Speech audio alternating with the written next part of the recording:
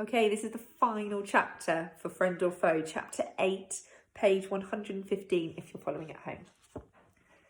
It was not long before Anne came back with 3 soldiers and an officer from Oakhampton.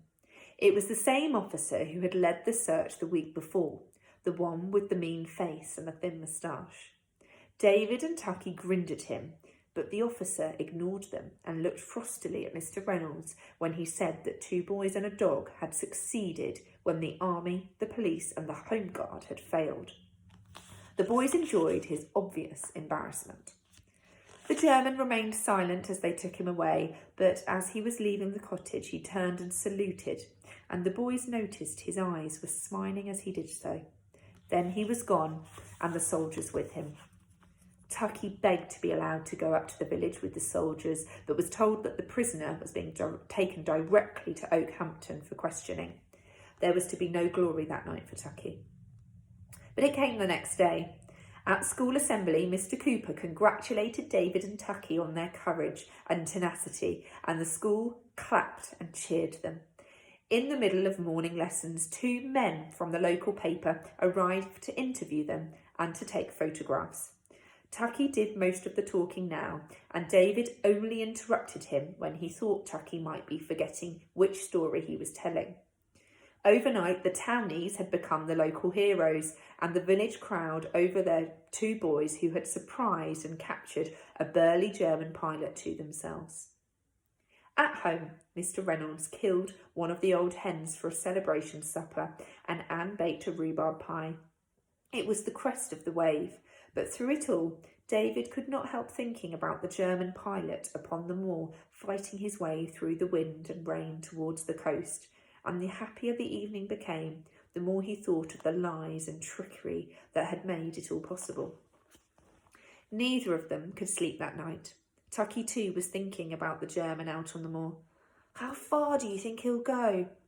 "Dunno," said David. "Not far. He can't have got far." "He won't die, will he?" Tucky said. "I don't want him to die, do you?"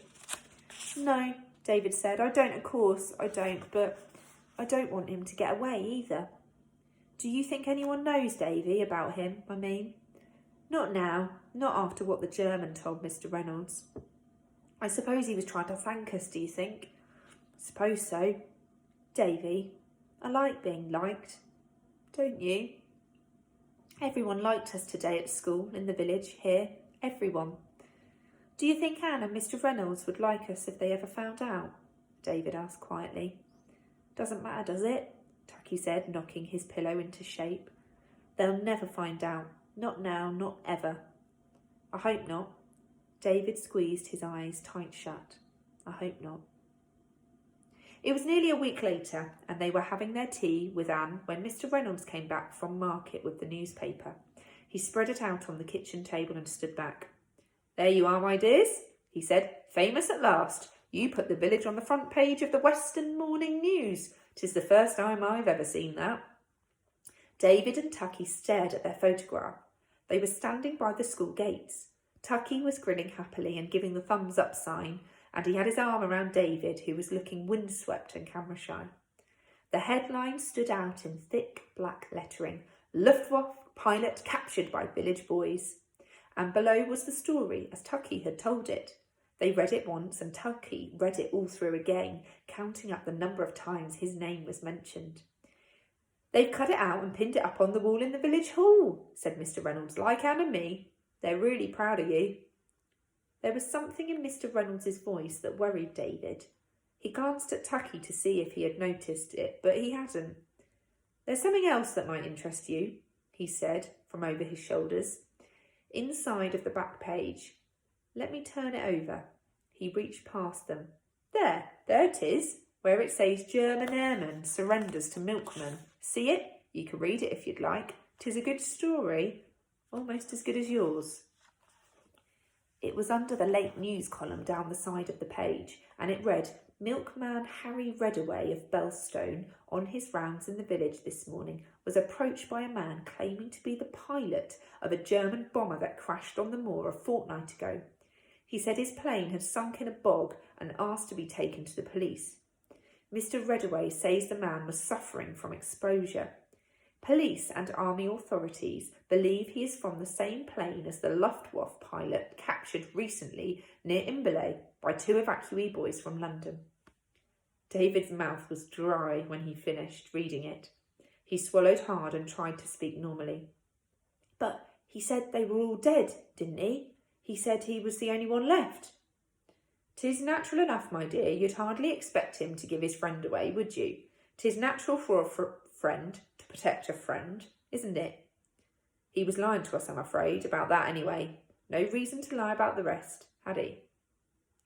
There was no doubt now. At that moment, both David and Tucky knew they were discovered. This time, there was no quick answer, no way out. It was over, only Anne looked puzzled. Mr. Reynolds put his arm round her. "'Tis a little secret, Anne, my dear. 'Tis between Davy, Tucky and me, and that's the end of it. When they're ready, no doubt they'll tell me why they did what they did, and then I can tell you, my dear." "He saved my life." David felt his eyes warm with tears. "We had to help them, just a little bit. He went in the river after Davy. We had to." Tucky couldn't look them in the face. Mr. Reynolds nodded. "I thought 'twould be something like that," he said. "They're fine boys, Anne. We often said that, haven't we, Anne? We often think that if we'd been blessed with children, we'd want to have them just like you two, and there's nothing'll change my mind." "You'll tell Anne?" David asked. "You'll tell her everything?" "Course I will, Davy, course I will, and then it'll be a secret between us all." "Was it wrong?" Tucky said quietly. "'Tis never wrong to do what you feel is right, Tucky," said Mr. Reynolds, ruffling his hair. "Now, there's work to be done. There's a sheep or two gone out over the hedge on Back Meadow. Can you lend a hand, my dears?"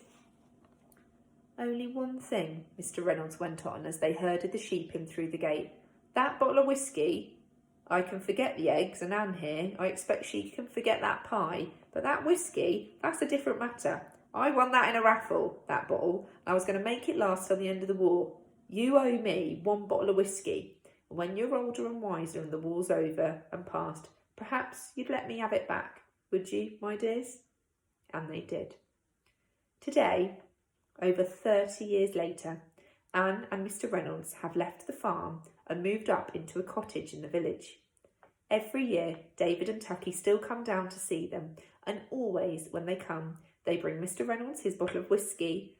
For Anne and Mr. Reynolds, it's the highlight of the year, when their 2 children from London, just the same but perhaps older and wiser, sit down in Anne's kitchen and remember the time when they helped Churchill win the war. And that is the end of that. I really, really hope you've enjoyed listening to it as much as I have enjoyed reading it.